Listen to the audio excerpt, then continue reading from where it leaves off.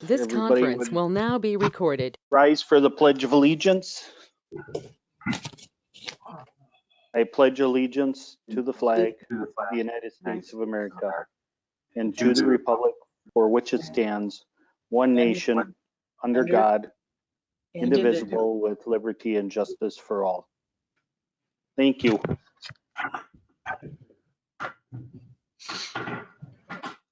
I was happy when Maggie wanted to do the pledge again. I'll give you a little backstory on that.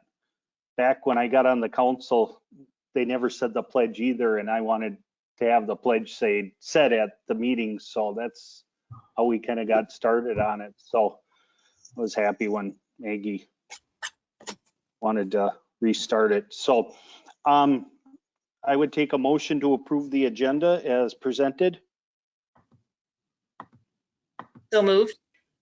Maggie moved. Bruce. Second. Bruce seconded. Is there any other discussion? Hearing none, all in favor say aye. Rick? Aye. Aye. Bruce? Aye. Sean? Aye. Maggie? Aye. And Jurek votes aye. Motion passes unanimously. Okay, Mr. Cavett looks like he has some good news for us. Yeah, thank you, Mayor, members of the City Council. Before you for your consideration is change order 12, and I wish all the change orders are like this. If you recall, the last change order 11, was actually a cost increase on the storm sewer casing because of the timbers that were hit underneath the railroad. The cost ended up mostly being a MnDOT cost for that additional cost. But because of the timbers, there was going to be a problem getting the electric lines underneath the railroad. And so, in fact, it had to be abandoned. And there was cost to that point, but through some creative thinking on the contractor and work with the utility, they were able to utilize the storm sewer casing pipe, the void area, to run electric conduit through that storm casing. And in the end, it ended up costing less. The cost ended up being $33,000 versus the $76,000 and change, $76,800 that had been anticipated, which resulted in a savings of $43,551.79 from the contract. So this is actually a deduction change order, reduces the contract amount because of the savings. Any questions? I don't have any. Does anybody else?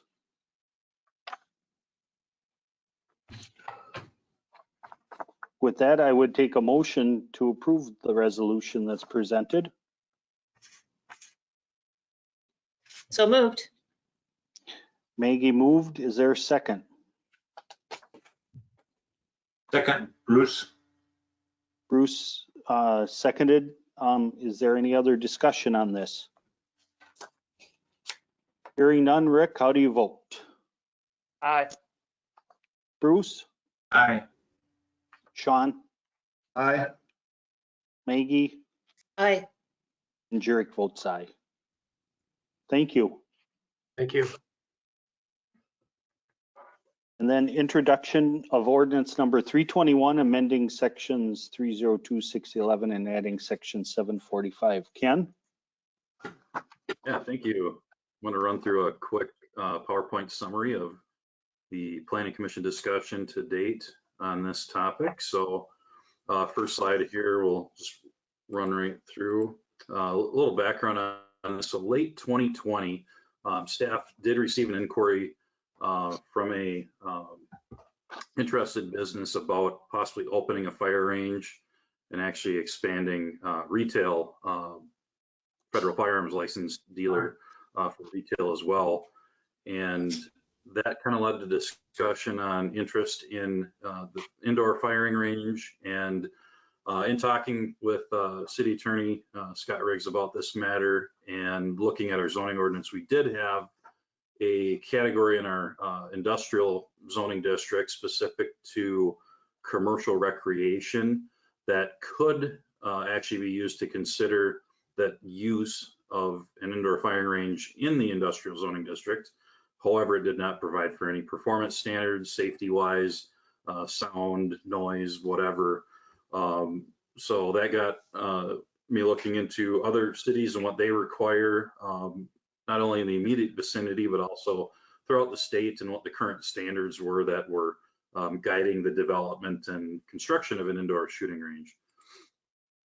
So upon that research, we had some assistance from the Scott County First Stop Shop in rounding up some local information from area cities, and then actually further out state as well. We had a couple of cities that responded to our inquiry as well. Pretty much everything that was recently written, Belle Plaine, Jordan were the couple locally that were most recently written, and then a few others throughout the state, but they're all pretty common in the performance standards that provide in terms of the safety component and noise and actually EPA, MPCA for lead containment and air quality as well. So you'll see when we go through the performance standards how they've been written to protect not only the people using the range, but properties adjacent to the shooting range as well. So after that research, we had a concept review on January 27th, 2021 at the Planning Commission. They've ordered that to their February meeting to hold a public hearing. We advertised in the paper, and ultimately at that hearing, we did not get any further input, but we did hold that public hearing, and that has been forwarded to you tonight by the Planning Commission to consider the language that is in the proposed ordinance in the packet. And then I'll run through here. We won't read it verbatim, but anything that I've got outlined or underlined and highlighted in yellow here are things that would be considered for an addition. So obviously adding the definition for an indoor firing range, it's totally enclosed building. We're not talking exterior or outdoor firing range here. So this is a completely inside of a building, prevents all the projectiles from leaving the building beyond the walls of the facilities. Pretty standard all-encompassing definition there for that. And then what we're looking at here tonight, and this is very common in the other cities we researched as well, but having this be a conditional use, not a permitted use, but a conditional use in the I-1 light industrial zoning district. And so that would be an addition we're recommending. We did not recommend that be added to any of the commercial zoning districts, just due to the general large size and nature of these buildings. They do lend themselves quite well to industrial zoning districts. And industrial zoning districts, you also have a little bit farther or bigger lots and farther spacing from other activities going on.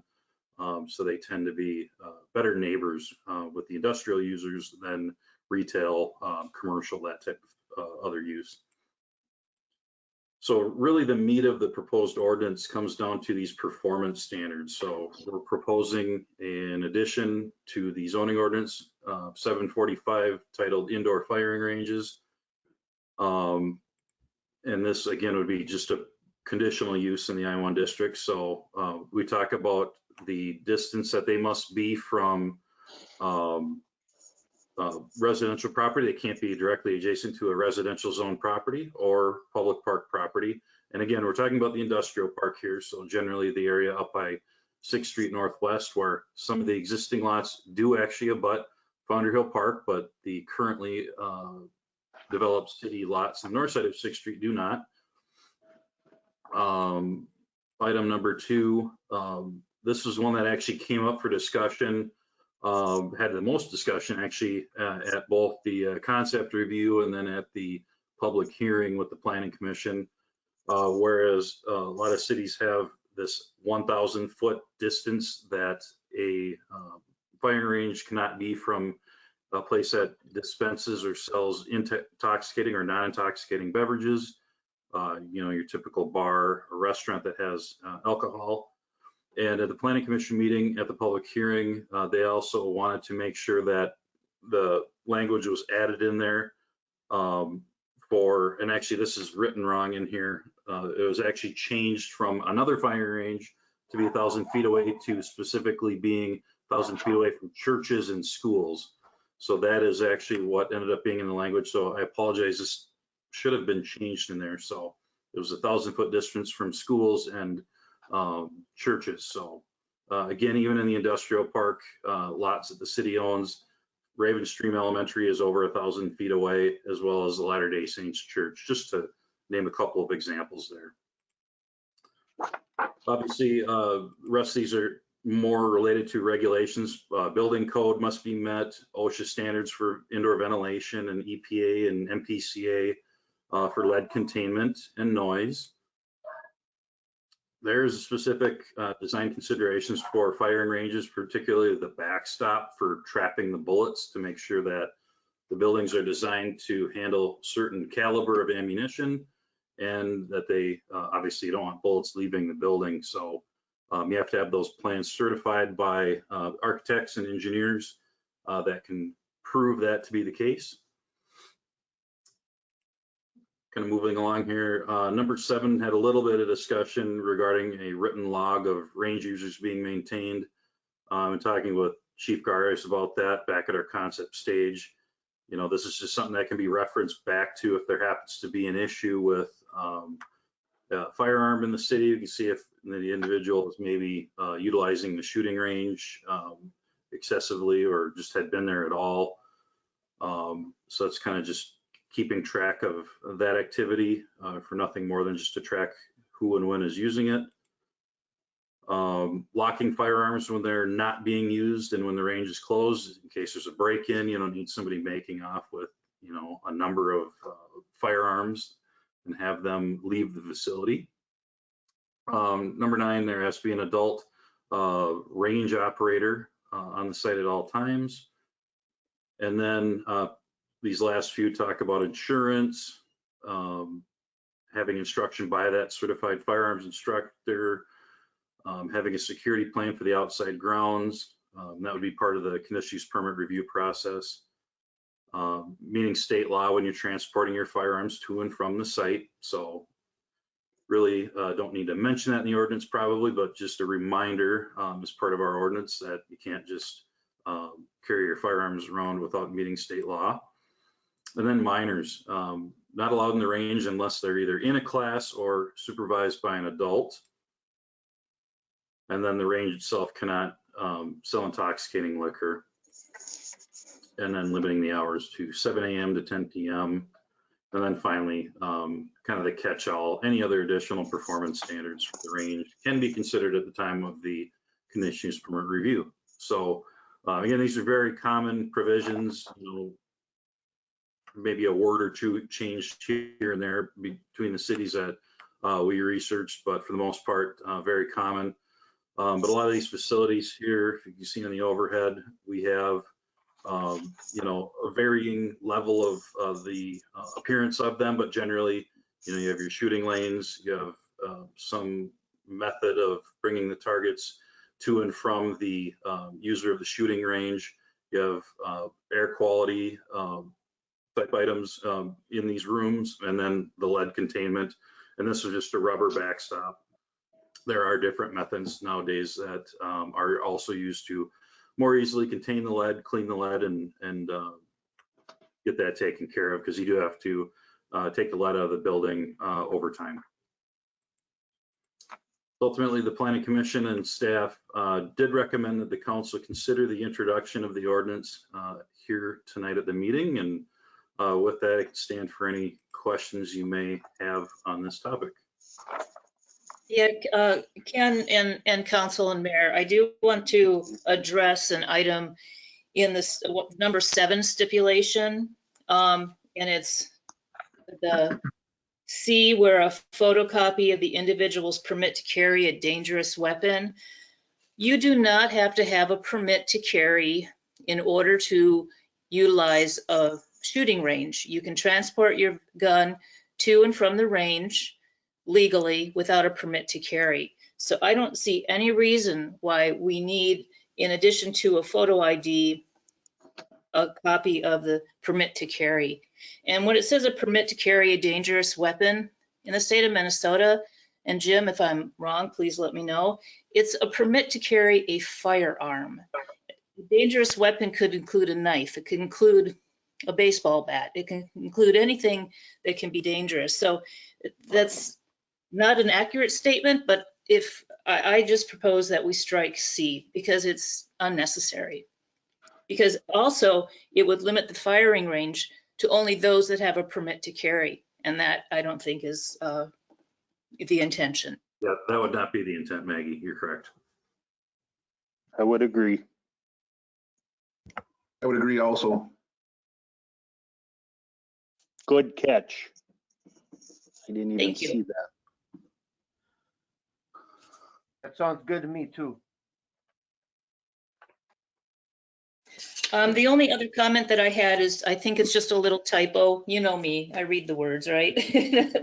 So it's at the very beginning of the ordinance in section 1, and it's the definition of an indoor firing range. Third sentence, it said the building in which is designed so that projectiles fire from firearms, I think, at targets are prevented instead of our targets. You are correct. Thank you, Maggie. You're welcome.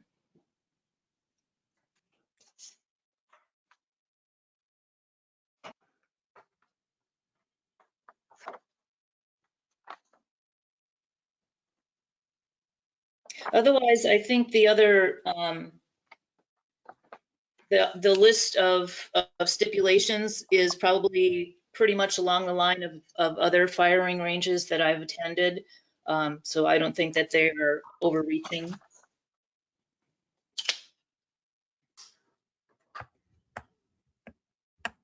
And I had a question regarding the sound and the noise part of it. I think that's in section 4.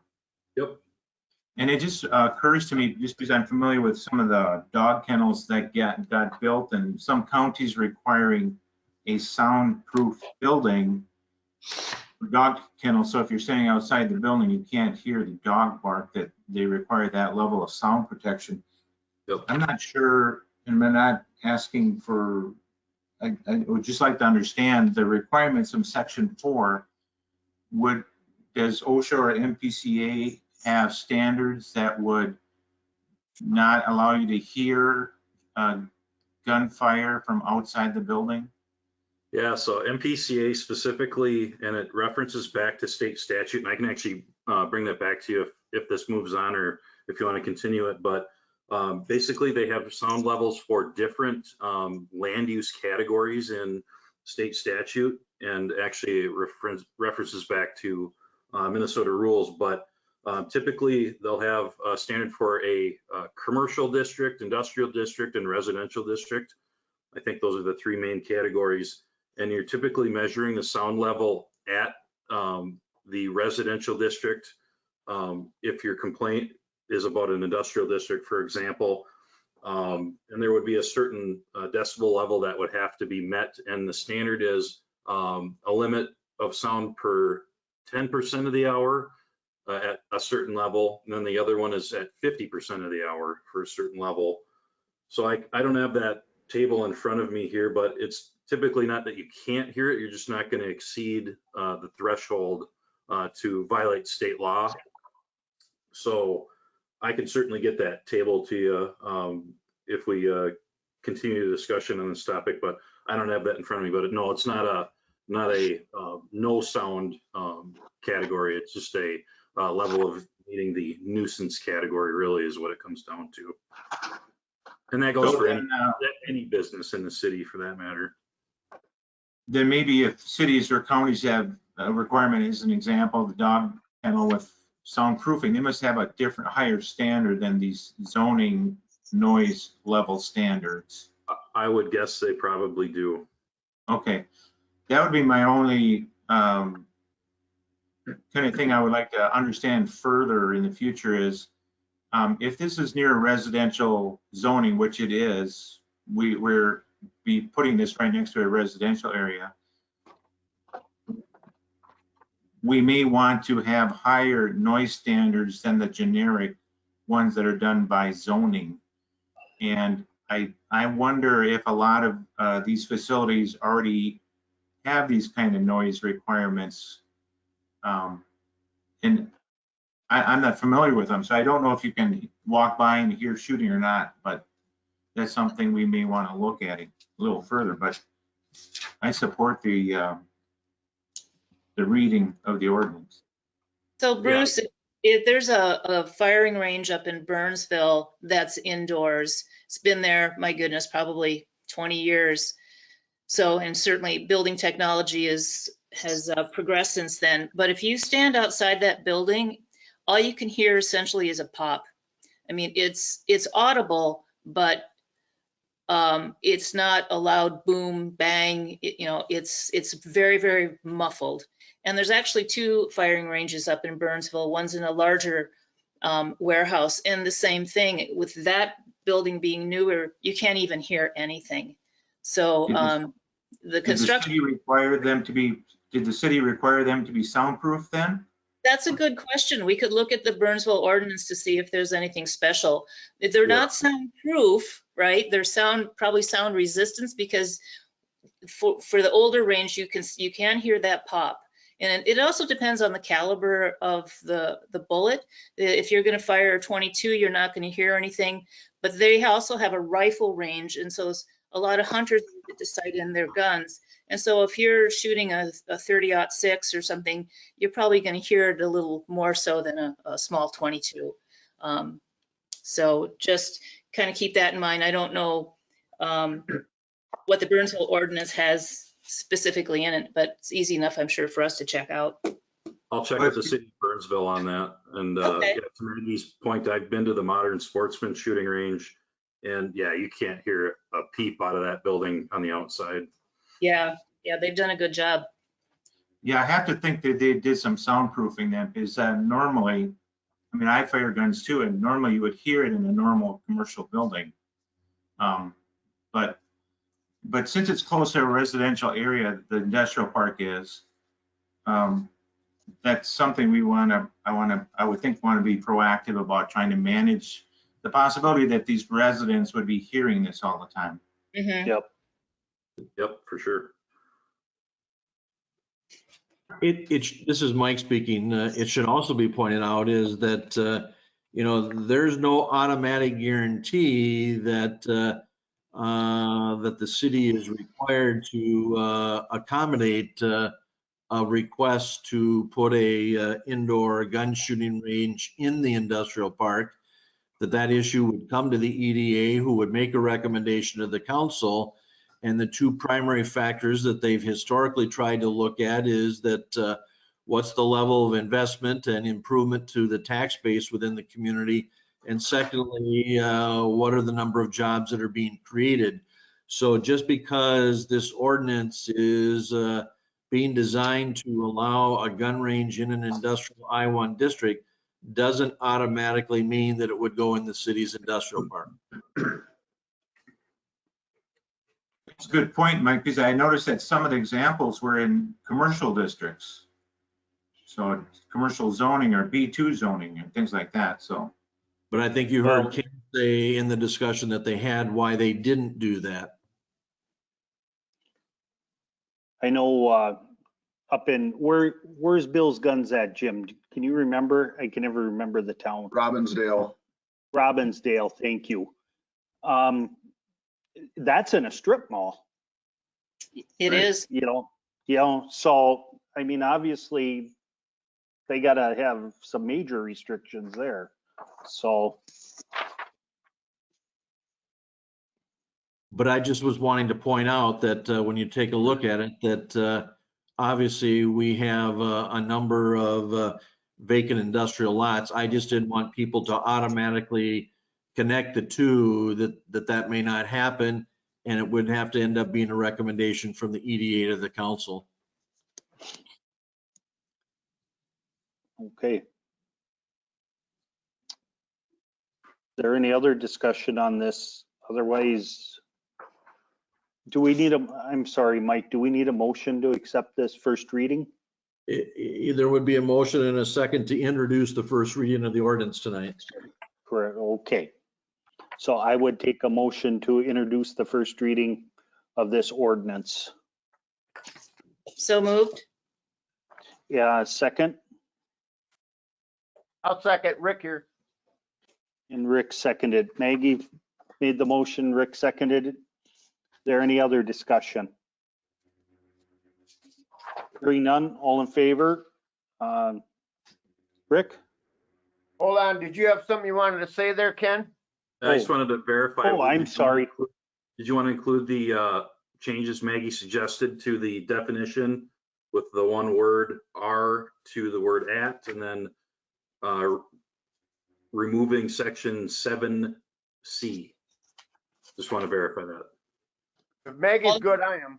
I'll include that in my motion. Thank you. Okay, thank you. Accepted. Thank you. Okay, any other discussion? Otherwise, Rick, how do you vote? Aye. Bruce, Aye. Sean, Aye. Maggie, Aye. and Jerick votes aye. Okay, motion carries unanimously. Thank you. Thanks, Ken. Thank you. Thanks, Ken. Okay, the next order of business is some general fund budget amendments. Ken, do you have that one?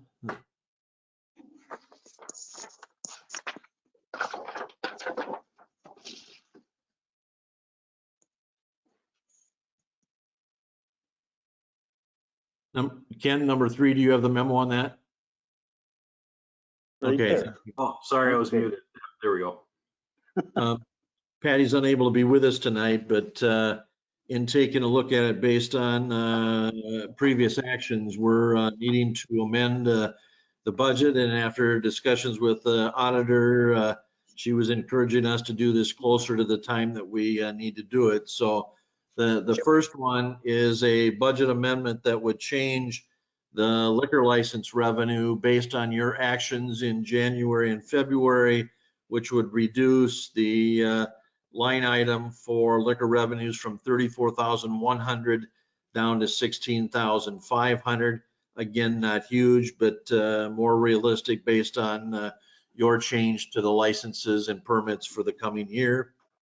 On the increase side of it was in the PD, as at the end of the year when you're going through some of those actions to purchase the office equipment for the mobile field force. If you remember, Jim did a presentation on that and you approved that with funds to come out of the former CARES Act funds, as well as we took action on the squad car dash cameras because those were not included in this year's budget. We need to be able to add those in. And then the last one is the action taken at a previous meeting here was to include the technology, the video systems for the council and board and commissions and the 3 conference rooms. So what we've done is we've incorporated those changes and added that into the resolution on the back page, which amends the city of New Prague's 2021 general fund budget by decreasing the revenue piece and increasing the expenditure piece, as Patty has summarized.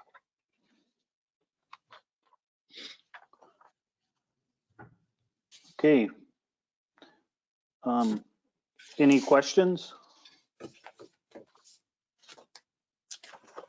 Otherwise, I'll make a motion to amend the resolution, to offer the resolution amending the city of New Prague's 2021 general fund budget.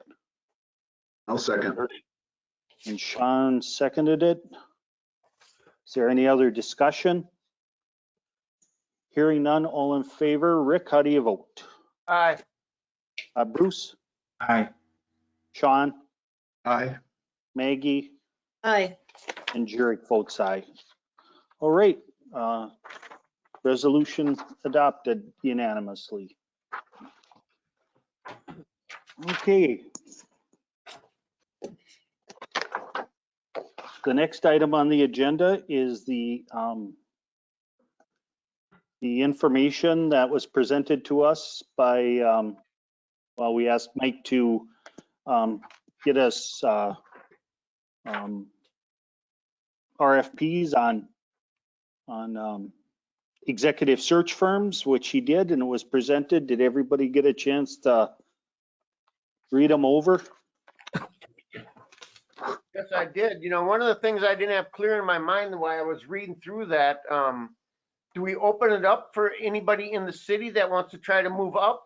Or do we want to just go right into spending money on a headhunter? Or do we want to do both at the same time?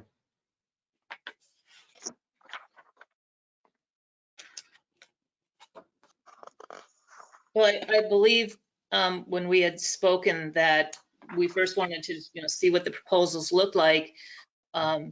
But I would be in favor in using an executive search firm. And then if anyone internally is interested, they can submit their interest with a particular firm. That was my understanding also, that that would be part of the process, that we're not eliminating anyone by any means by hiring a firm. Right. Yeah, nobody's going to be eliminated. It's just, I understand that, but if we're gonna pick the guy right away and he turns out to be working for the city already, we would have spent the money on DDA or whatever you guys want to do on that one. I don't know.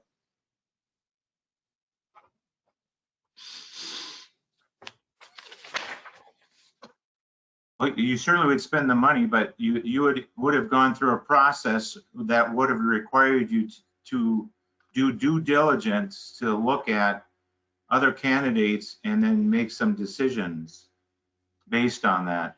So what I was encouraging was that we have a process, a professional process that would lead us to whatever conclusion, whether it's internal or external. Yeah, and I would support that. I agree also. me too. I think we gotta do the best for our citizens. And so fingers can't come back pointing if something fails or something doesn't work out because we tried to do it ourselves. It's just my take on it. I agree with you, Dwayne. I think, it's an extremely important position for the city, and I think we need to take a very professional view of that, and to Bruce's have a process. So these four were presented to us. Everybody had a chance to read them over. It was really exciting reading. I kind of like the ones that laid out a time frame. I got to be honest with you on that. But I guess what I kind of envision the next step would be is to interview these four people that presented, and then make a choice from there after their presentation. How does everybody else feel about that? I would be okay with that. What I wouldn't want to see, if possible, is that they present the same material that we've just been reading through. So, what makes them different? What makes them special? Maybe it's just a thought. You know how it is when you go through a presentation and someone will read the presentation back to you word for word, and it's like From the slides, yes. Yeah. But we could read. So I would just caution, maybe give each of the four firms maybe 15 minutes, of what more do they have to offer, what do maybe they want to highlight about themselves, knowing that we've got their proposals in hand. And then maybe another 10 minutes for Q&A and then move on to the next one. Yeah. Does anybody else have any other ideas or okay with that? Or it would probably be it's going to be a few council meetings, I'm afraid, extra, but again, it's an important position, so. I would be okay with that, but I would even suggest less time for them to talk. Because what we're really asking is if we have questions of them, if they want to talk for 5 minutes, then open up for questions. And Okay. that I don't know that we've got the material. I don't know that we need a lot of time for them to rehash it. But if we have questions, we might want to allow more time for that. Yeah, no, that's a good point, Bruce. And I also think too that it should be the individuals that are going to be in direct contact with us and perhaps with other city personnel, just to maybe get a feel of their personalities, you know, and Yeah, how. definitely. Yeah. Yeah, instead of the salesman for the group. Yep. This is Mike speaking, that that's what you have as far as the primary contact or the project lead. Those are the individuals, and with the exception of one of them, there is only one person within each firm that would be the responsible party for that. Does everyone feel we'd want to interview all 4 of them, or do we already have a consensus we wouldn't choose one of them or 2 of them, or? Well, from my perspective, I think the GovHR came in a little shallow, if that's the word to use. I'm familiar with Mercer Group. They do a lot, not only executive search, but they're a broker for many different businesses. They're enormous. They have a lot of resources to tap into. I really liked DDA, Human Resources. Baker Tilly, I don't know. I was a little cool on Baker Tilly, but I know that they're big and I'm sure that they're good at what they do. So that's just my input. There was just one that didn't really resonate with me.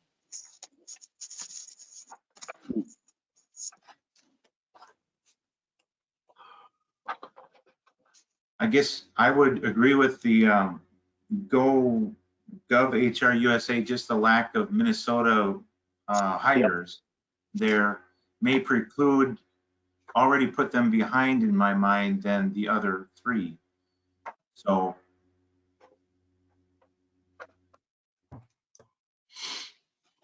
Yeah, they just had the one in Minnesota. Yeah.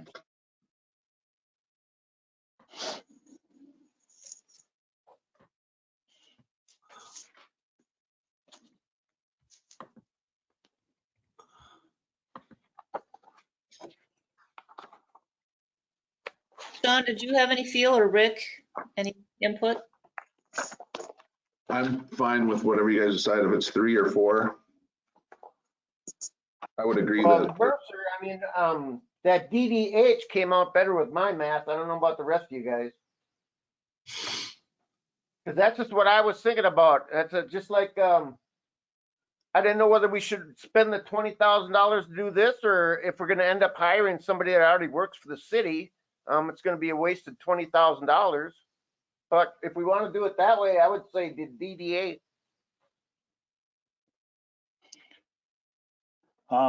Sean, you weren't finished. yeah, I would agree with Maggie that that GovHR was a little thin, but I'm not, it doesn't matter if I think we're all going to get, you know, good quality candidates out of any of them. The only 2 I've heard of is Baker Tilly and Mercer Group. Yep. So.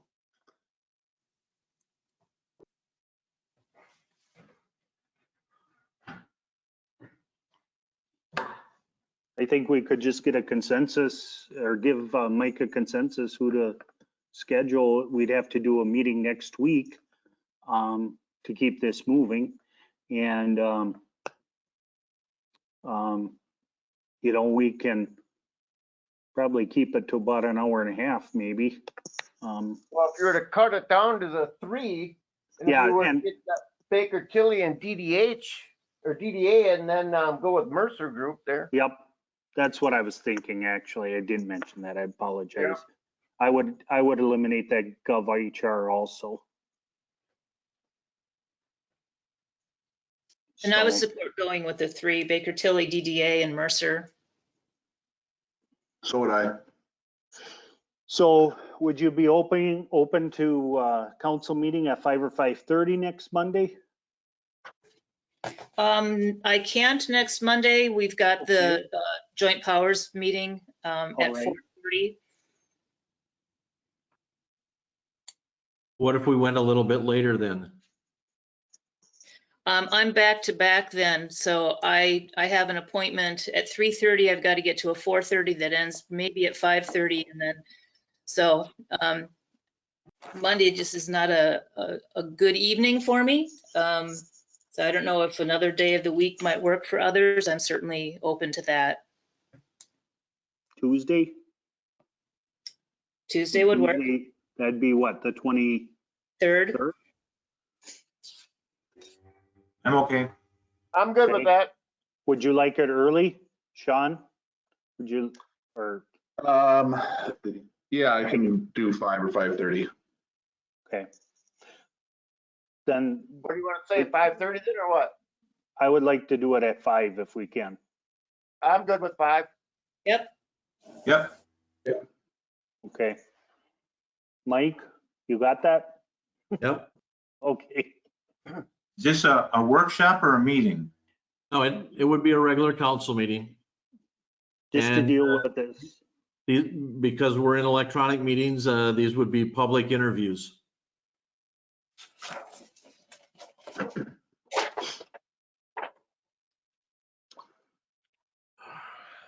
Okay, next Tuesday, the 23rd at 5 PM. Okay, Do so I have the action, Dwayne, that you're taking is that you're reducing the 4 down to 3 and eliminating Gov HR and scheduling interviews with the other 3 on March 23rd at 5 PM. Starting at 5, yes. Do you need that a motion? I'll make that a motion. Okay, Is there somebody that will support it? I'll second. Yeah. Okay. Any other discussion? Hearing none. Rick, how do you vote? Aye. Bruce? Aye. Sean? Aye. Maggie? Aye. And Jerick votes aye. Okay, I had a question, Dwayne. yes, yeah. Most of the information seems to dovetail with a timeline of making or negotiating an offer at the end of July or third week of July or July. And I wonder, as a council, are we comfortable with that kind of date? And maybe we can think about that. And I just wonder, in these kind of positions, if you don't try to make allowances for a longer timeline, we know that Mike is going to be gone the end of July through the beginning of August. And some places might want to make that negotiation process earlier in case we can't negotiate. We're not successful in the final negotiation. So I'm just wondering if we don't need to allow us more time to maybe bump that up to earlier July to try to have it finalized instead of this mid or late July. But Yep. I'm just trying to foresee things that might happen. No, I agree. I saw that too, and I thought that was kind of, getting there towards the end that because, it's negotiation time for the person. I mean, they're gonna try and get the best for themselves, and there'll be a little bit of back and forth. And, a day will go by, something will happen in the morning, and I'll get back to you tomorrow morning, it's, Well, and a lot of people in this case want to give more than a 2-week notice too. yes, that's right. We can certainly talk about that with whoever we work with. But I just wanted to throw it out there for us to start thinking about the timeline. I Yeah. think that's one of the critical questions to the three firms is to talk about and walk you through the timeline and why they see it being what it is, at least what's contained in their proposal. Yeah, they can probably give us an insight on other executive searches of how long it took an average negotiation, but how long a person needed to give notice, move, find a home, all of that goes into potential relocation. So, I guess the other issue I would maybe want us to think about in the future is, I have my own kind of philosophy about negotiations, which my history has not been much of a negotiation. We try to have everything up front and transparent as much as possible, and trying not to get caught at the last minute where we're renegotiating salaries or benefits, or, oh gee, I want the car on Sunday night and whatever. It would be nice, I think, if we kind of all had an understanding of, when they talk about negotiation, be very open about, well, we're not going to be renegotiating this whole thing once we make the final decision. I feel it's kind of embarrassing when governments get involved in hiring a person and finding out that they're renegotiating a whole different package by the time they come to an agreement on something. So that's kind of a matter of how we want to work with the firm about that and make sure that's discussed, if we all agree upon that, what kind of, so it's upfront, so we're not kidding anybody. There's going to be situations where we have to, understand that we might need to put them in the salary scale at a certain level. I mean, that's reasonable, but to renegotiate a whole package, I don't feel we want to get involved in that once we select a candidate. I think you'll find in the discussions with any one of the three firms, when you go through this, that that's another area or a likely discussion is how will you go about attempting to take a look at the range of salary and what are the current benefits and what are you willing to do, what aren't you willing to do. That is a key part of what the executive recruiter will be working with you to make sure that that's all looked at ahead of time. So when it comes time to extend an offer, you know what's available and what the city is willing to provide and the areas that you might not, so that recruiter is already able to interact with candidates before it even gets to the final part of that, Bruce. I would agree, but I would think that the city council have to have that kind of consensus. Just the fact that we're using the word negotiate in the final stages means that we're negotiating something. But what you're saying, I agree with how you're presenting that information. Yeah, the council is going to have to take a look at all of that and to know what you're willing to make available. Let's just talk about one that we had when I came here is moving expenses. As far as going through a pack and move, the council provided that to me, and I had to get, I think, 2 or 3 quotations on that so that I was getting that. But my conveyance back to the city so that you didn't worry about that. Well, I'm going to come here, but I'm not going to stay, and then I'm going to leave, and you're out the $2,000 or $2,500 that went into the moving. Is that I had, I think, a 3-year payback that if I left either after 1 year, after 2 years, or after 3 years, I had a certain amount of payback back to the city for that benefit. So, I will attempt to go through and put a complete listing of my benefits under my current contract and what the city provided, and then provide that to you and or the recruiter so that you can begin taking a look at what benefits will you only provide using what the benefits are to other city employees versus what other areas might somebody be asking for or looking for. The recruiter will help you with that.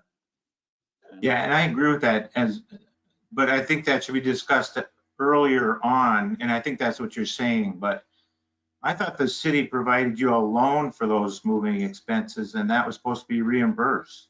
I think you're remiss with that thinking, Bruce. Okay.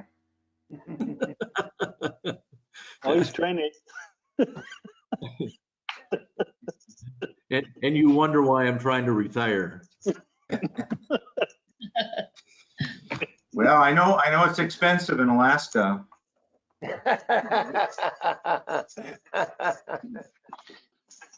Okay, any other discussion? If not, I would take a motion or to approve the consent agenda. So move. Rick made a motion to approve the consent agenda. Is there a second? Second. Go ahead, Bruce.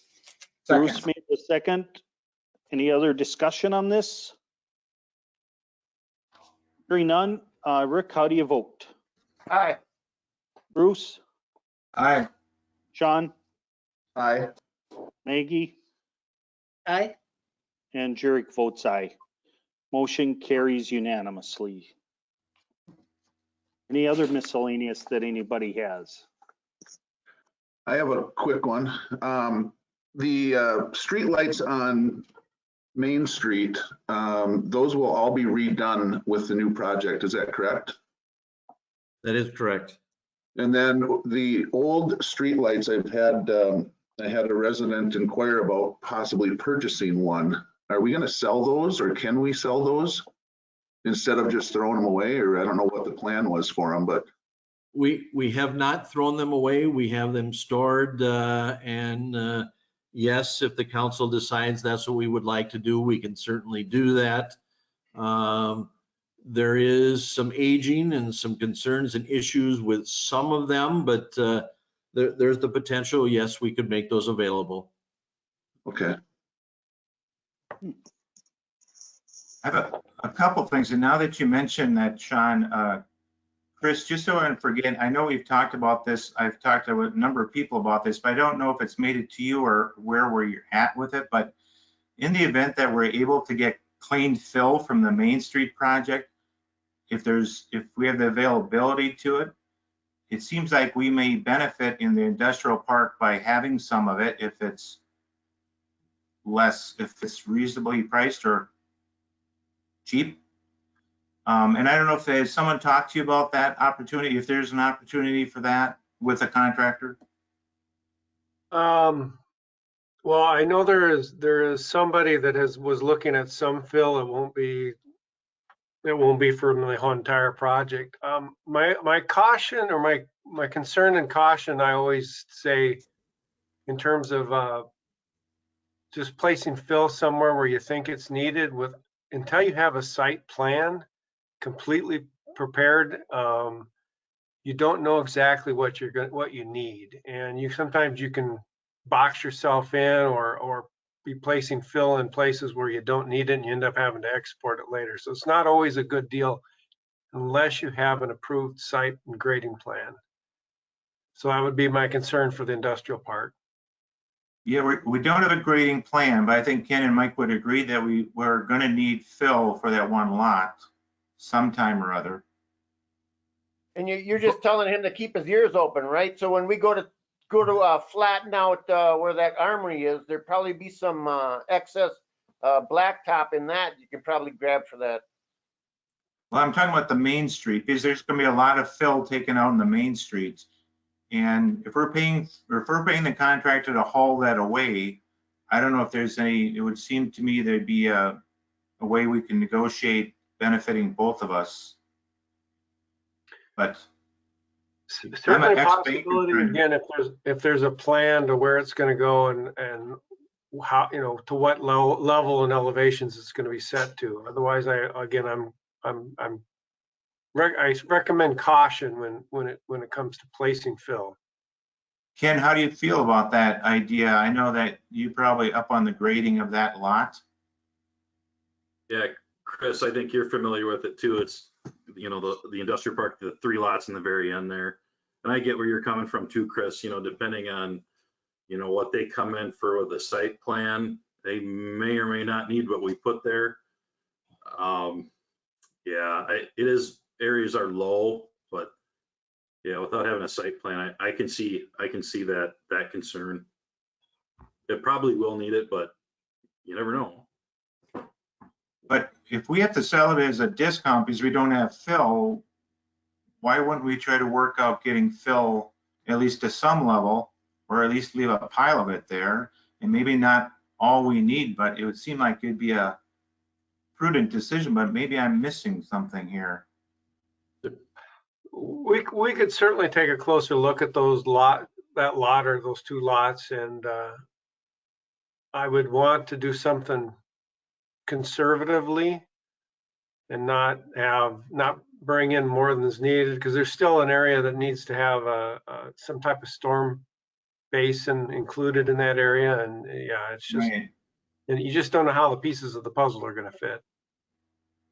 Right. Well, I'd appreciate you doing that. We've talked about this in different areas in the past 2 years, and I guess it doesn't sound like you've been in the discussion of it. So He has. We've talked about this extensively. okay, it hasn't come back to EDA, I guess then.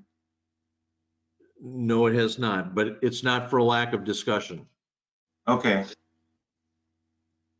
All right. Well, maybe you can fill me in later on that though. But I've heard from different people who I believe have knowledge that there would be a benefit if we do something here, if we have the opportunity to get fill, because we will have to discount that lot the way it is today because of the building pad needs. I think you would agree with that, wouldn't you? There is also fill material that, in looking at some of the lots in the area of, Ken, what is that, 8th Street? Yeah, 8th Street and the west end there. That there will be movement out of some of that topsoil and fill that's there can also be moved in a westerly direction based on the topography of those lots, Bruce. Okay, well, we can discuss it later, but it just seems to be an opportunity there. But I understand maybe we can't work it out with the contractor, but any event. Secondly, I caught the tail end of your discussion, Maggie, about the dog park, and Sean mentioned that. So I think I heard a lot of what you're saying, but that topic's come up to me a number of times in the last couple of years. And I know I talked to Ken about that before, so I understand where we're at, or I guess I understand your comments.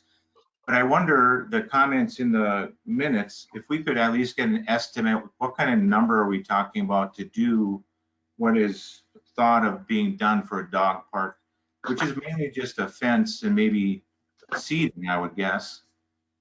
Yeah, we haven't updated that. That was one thing coming out of the park board that I think I'll put together, just some updated estimates on the fencing, and park board even thought, hey, maybe there should be a light by the entrance area, that type of thing. But that would give a better idea for these volunteer groups or groups that want to organize, if they want to fundraise, what they might be up against for that. But yeah, it's been a few years since we've actually had figures on that.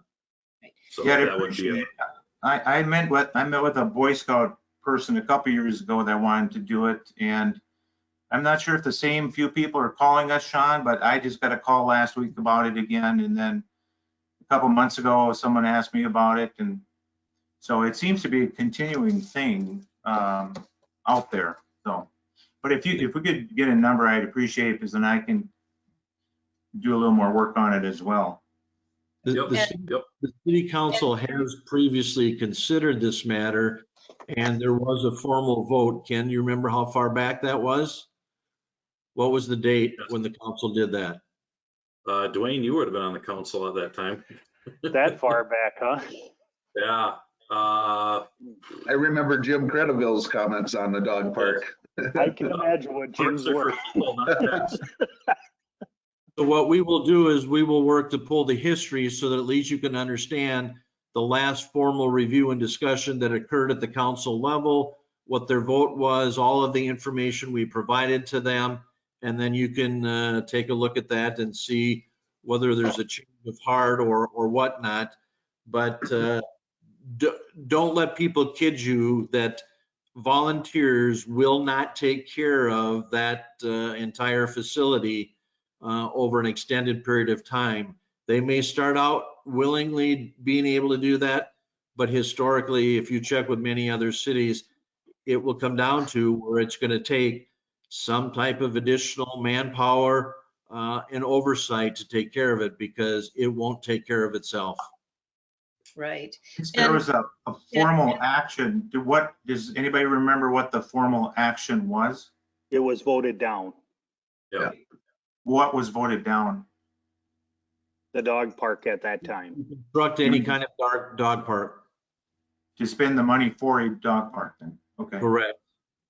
So we'll get that history in the council minutes and everything, and we'll provide that background material, so at least you can see what was debated and discussed. Maggie, I just have a comment on the fence, Ken. If you've been to other dog parks, it's not just a simple chain link fence gate. So it's a two-part gate where the dog goes in, you shut the gate, and then there's a gate on the inside that you have to open so that you don't have an accidental issue of a dog running out. That's escaping. Right. escaping, yeah. So, And there's the issue of rotating turf areas too, so you don't get Yeah. overuse and can section off and keep things fresh. So yeah, it's more than just a simple fence, but yes. yeah. And it's not that big of an area where out by sliding hill. So it will get used if it gets used extensively, and it's going to get torn up very easily with dog use. Anybody else have any miscellaneous? Oh, yes, Chris. Just a quick reminder, if anybody's interested, we are holding 2 town hall meetings for Main Street with the business and property owners on Thursday at 2 o'clock and at 6 o'clock. They're virtual meetings, and the links were provided in emails that should have gone out to all the council here a week before last. So. And it's on the Chamber of Commerce's website, I believe also. I plan on attending one of them. Just to get and you'll be there for that? Oh, yeah, I'll probably try to run the show. So Okay, Matt will be there, as well as I'm sure maybe Mike or some other staff, as well as staff from Okay. MnDOT and the contractor. great. Is everybody signed up with the text messaging on the weekly updates that we will be coming out on the project this year? No, Okay, we will make sure that we send a reminder as to simply what that text number is. And so then every Friday you would get a text update on what's happening currently and what's expected to occur the following week on the project, so you can stay abreast of what's happening. You can also receive it by email if you want to, but the texting seems to be one of the more preferred alternatives that we have found success with. Yeah, if I can mention, the easiest way to get linked up with that is just go to the project website, just search New Prague Main Street. You'll get it on the first hit. And on the front cover, there's a phone number. You just have to text the word New Prague to the phone number, and you'll be linked automatically. okay. Cool. Okay, yes, Mike. One item, you've heard that with the passage of the federal legislation, that there will be monies coming to the states that hopefully will trickle down from the state to possibly cities and counties. It's called the American Rescue Plan Recovery Funds. Our staff, myself included, will be sitting in on a webinar tomorrow, trying to learn what those funds can be used for. And so as soon as we've got a better idea of what those requirements are and what the possible use of those funds are, we'll bring that information back to the council. Okay. Anything else? Otherwise, I'd take a motion to adjourn. So moved. Sean moved and I'll support. All in favor, say aye. Aye. Aye. Opposed? Motion carries. Good night, everybody. Thank Good night, you, everybody. everybody. Good night.